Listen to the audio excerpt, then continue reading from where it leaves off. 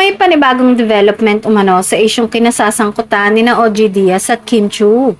Ayon sa isang source, nakipag-usap na umano si OG Diaz sa pamunuan ng ABS-CBN upang iparating na bukas siyang magkaroon ng maayos na pag-usap kay Kim kung nanaisin din ng aktres. Ayon pa sa naturang source, ipinaabot umano ni OG sa management na wala siyang anumang pagtutol kung mabibigyan sila ng pagkakataong magharap at magkausap. Dagdag pa, ipinaubaya umano ni OG ang magiging desisyon kay Kim. Kung handa umano ang aktres na makipagkita at makipag-usap, bukas siya rito. Ngunit kung hindi pa ito komportable o wala pang balak makipagharap, igagalang umano niya magiging pa siya nito. Sa ngayon wala pang opisyal na pahayag mula kay Kim o sa ABS-CBN kaugnay sa nasabing impormasyon.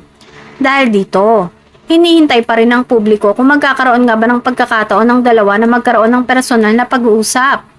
Samantala, marami sa kanilang mga taga-suportang umaasang maaayos ang anumang hindi nila pagkakaunawaan kung sakaling matuloy ang naturang pag-uusap.